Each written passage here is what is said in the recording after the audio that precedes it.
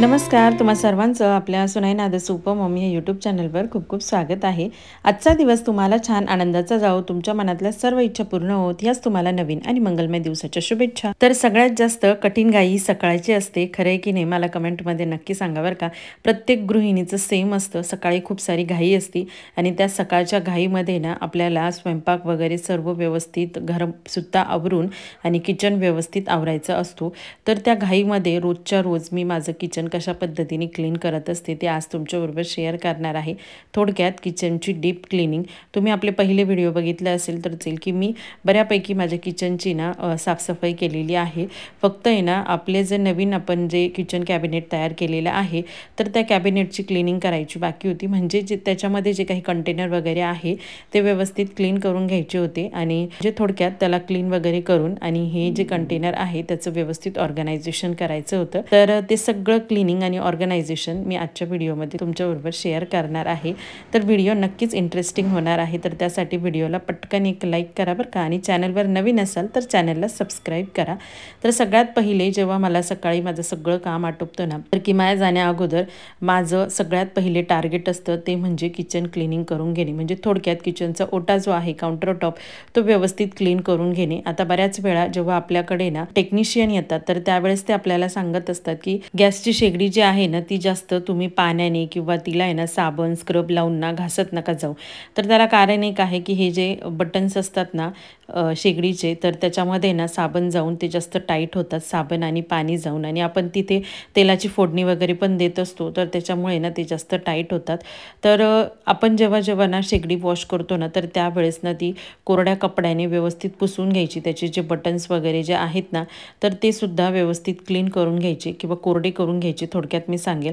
तर त्यामुळे ना आपल्याला जास्त बटन टाईट वगैरे झाल्याचा त्रास होत नाही।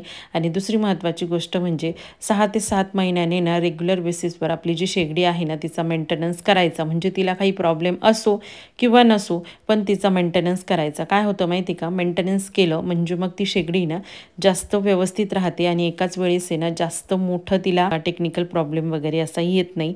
तर मीही तसंच करत असते, त्याच्यामुळे ना शेगडीशी संबंधित जास्त काही प्रॉब्लेम येत नाही। म्हणजे अगदी घरामध्ये मला काही शेगडी रिपेअरिंग जरी करायची नसली पण काही गिझरचं वगैरे जर काम असेल आणि त्यावेळेस जर मी टेक्निशियन जर बोलावला तर त्यावेळेस नक्कीच मी माझी शेगडी दाखवून घेते आणि त्याच्याशी रिलेटेड काही छोटे मोठे जर प्रॉब्लेम्स असतील तर ते सॉल्व्ह करून घेते। त्याच्यामुळे मग आपल्याला आहे ना एकाच वेळी जास्त शेगडीवर खर्च करण्याची ना आपल्याला गरज पडत नाही। तर मग जेव्हा मी ना किचन ओट्यावर छान कोरडा कपडा मारत असते ना तर त्याच वेळेस लगेचच आपले जे काही ट्रॉल्या आहेत ना तर त्याच्यावर पण मी कपडा मारून घेते, कारण आपल्याजवळ ना लहान लेकरं असतात तर ते लहान लेकरं ना पटकन काही डिश घ्यायची असेल किंवा मोठी प्लेट वगैरे काही घ्यायचं असेल, इव्हन पाण्याचे ग्लासेस जरी घ्यायचे असेल ना तर तसेच जेवणाचे हात घेऊन त्या ट्रॉल्यांना लावत असतात आणि त्याच्यामुळे ते तेलकट डाग तिथे राहतात। आणि आपण जर त्या ट्रॉल्यांचे बाहेरचे सीट जर पुसले नाही ना तर मग त्याच्यावर अशी धूळ बसून ना अशी काळपट असे डाग आणि चिकट आणि चिवटसुद्धा डाग पडण्याची शक्यता असते। त्याच्यामुळे रोजच्या रोज एक कपडा मारून घेतला ना तर मग आपल्या किचन ट्रॉल्या आहे ना अगदी व्यवस्थित राहतात आणि ना सगळ्यात महत्त्वाचं म्हणजे थोडक्यात त्याला मेंटेनन्स केल्यासारखा होतो।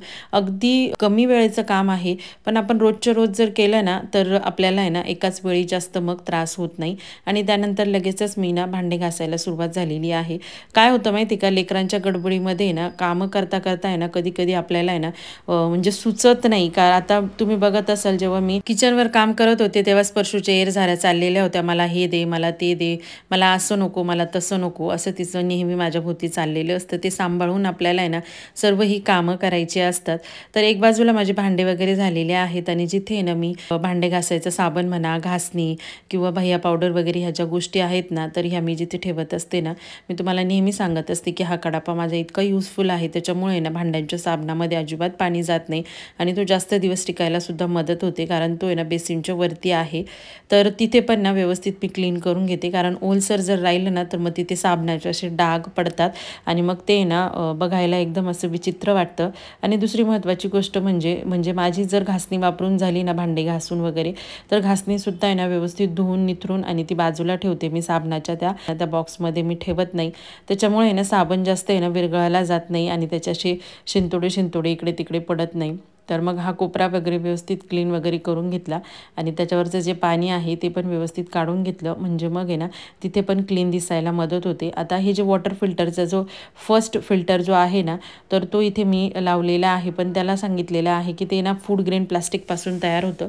त्याच्यामुळे त्याला जे आपल्या घरी ना पाणी येतं ते बोरिंगचं, तर त्या बोरिंगच्या पाण्यामुळे ना ते लगेचच खराब होतं आणि ते चेंज करायला गेलं की त्याची किंमत इतकी जास्त असते ना, 1600, 1700, कधी 1900, कधी 2000 अशी त्यांनी प्राईस सांगितलेली आहे. मग तेव्हापासून ना ते वॉश करायचं मी ना थांबवून दिलेलं आहे. म्हटलं मग एकाच वेळी लगेचच 2000चा खर्च येऊन जातो आपल्याला. जोपर्यंत जास्तीत जास्त टिकवता येईल तोपर्यंत जास्तीत जास्त टिकवण्याचा त्याला प्रयत्न करायचा. आणि दूध पिशव्या आहे ना मी सांभाळून ठेवत असते. ॲक्च्युली त्या आहे ना जास्त म्हणू शकतो आपण आहे ना तिथे अडचण करतायत, पण त्या फेकून पण देऊ शकत नाही. थोडे दिवस म्हणजे सांभाळून ठेवणं गरजेचं आहे, कारण कधी कधी काय होतं माहिती का, डायपर जे असतं ना ते पॅक करून ना ह्या पिशव्यांमध्येच मी डिस्पोज करत असते. तर एकाकटी ह्या पिशव्या फेकून देण्यापेक्षा मग डायपरमध्ये पॅक करून आणि मग त्या पिशव्या डिस्पोज केल्या ना, तर मग त्या पिशव्यांचा पण उपयोग होतो. पण त्या पिशव्या मी अशाच ठेवत नाही, कारण त्या दुधाच्या पिशव्या असतात, त्याच्यामुळे लगेचच आहे ना झुरळ वगैरे होण्याचे चान्सेस असतात. त्यामुळे त्या पिशव्या आल्या की पहिल्यांदा त्यांनासुद्धा मी ना घासणीने धुवून घेते आणि त्याच्यानंतर मग त्या अशा निथरट ठेवते आणि मग नंतर त्यांचा उपयोग करत असते. त्यानंतर आपला जो किचनचा कपडा असतो ना, तर त्याला पण छान मी एक त्याच्यासाठी स्पेशल साबण ठेवलेला आहे, रिनचा साबण. तर त्याला आहे ना साबण लावून रोजच्या रोज धुते. आपण काय करतो, या रुमालचा उपयोग सहसा आहे ना पीठ मळताना खाली घेतो, तर पीठ जर समजा त्याच्यावर जर पडलं ना तर मग ते चिकट नको व्हायला म्हणून.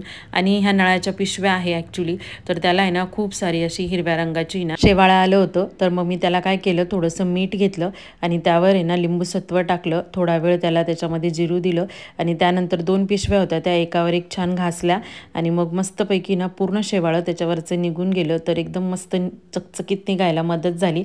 तुम्ही एकदा करून बघा, मीठ आणि लिंबू सत्व टाकून जर शेवाळं तुम्हाला काढायचं असेल तर पूर्ण ते शेवाळं असताना ते निघून जायला मदत होती. कारण आपल्याकडे आहे बोरिंगचं पाणी म्हटल्यानंतर शेवाळं तर हे थोडंफार येणारच, पण 2-3 दिवस मिळून किंवा आठवडा मिळून ना ह्या पिशव्या आपण अशा क्लीन जर केल्या ना तर मग ते शेवाळं पण निघून जातं आणि किचनच्या तिथे पण आपल्याला स्वच्छ वाटतं. नाही तर मग भांडे घासायला गेलं की ते शेवाळं आपल्या हाताला असं गुळगुळीत लागतं जेव्हा आपण नळाला हात लावतो तेव्हा. त्याच्यामुळे मग मी 1 आठवड्याने का होईना कमीत कमी ते क्लिनिंग करत असते आणि व्यवस्थित क्लीन होऊन जातं.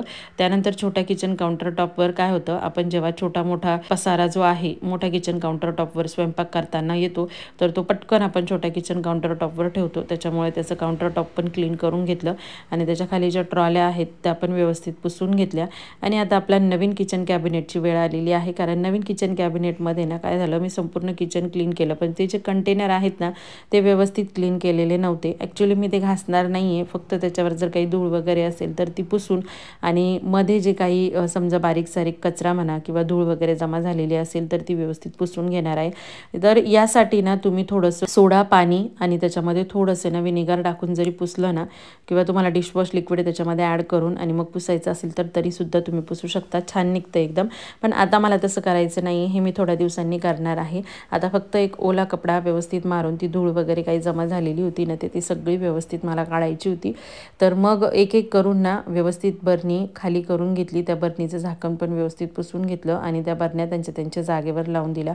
तर वरती मी ना सगळे काजू बदाम पिस्ता, त्यानंतर आपलं सोफ असते ना ते आणि खडीसाखर असं व्यवस्थित ते ना मांडून ठेवलेलं आहे. दिसायला खूप सुंदर आहे आणि सगळ्यात महत्त्वाचं म्हणजे हँडल करायला सुद्धा ही बरणी इतकी छान आहे ना की बस कधी. आणि त्यानंतर मग जे माझ्या डाळी साळी वगैरे मी इथे ठेवलेल्या होत्या त्या सगळ्या व्यवस्थित अरेंज करून दिल्या.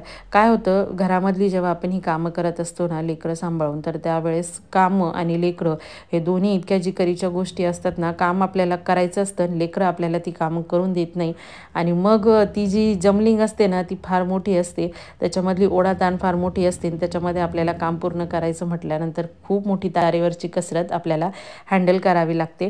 तर बघा अधूनमधून ना स्पर्शूचं येणं जाणं हे चालूच झालेलं होतं. काय होतं, घरातल्या कामांना ना आपण प्रायोरिटी दिलीच पाहिजे आणि ते तितकं महत्त्वाचं सुद्धा आहे. कारण एका गृहिणीने तिचं घर कसं ठेवलं आहे यावरून तिची पारख होत असते, हे तितकंच खरं. आणि मग त्यामध्ये आपण इतकं कधी कधी ना गुरफटून जातो की कामं करावं की दुसरं काही करावं हे सुद्धा कधी आपल्याला सुचत नाही. पण कुठल्याही गृहिणीच्या आयुष्यामध्ये ना आपण म्हणू शकतो की एक दुःखाची गोष्ट अशी असते की कामांना पहिल्यांदा प्रायोरिटी दिली जाते.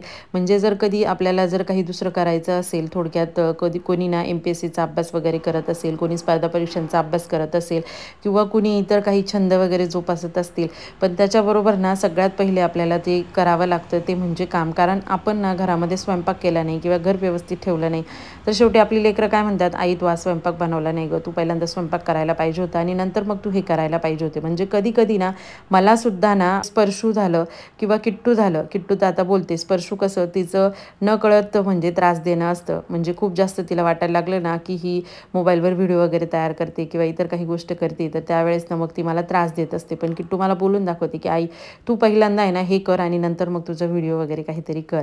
किंवा जर कुणाला आहे ना असं म्हणजे काही स्पर्धा परीक्षांचा वगैरे अभ्यास करायचा असेल तरी पण सगळ्यात पहिले आपल्याला आहे ना करावं लागतं ते म्हणजे काम.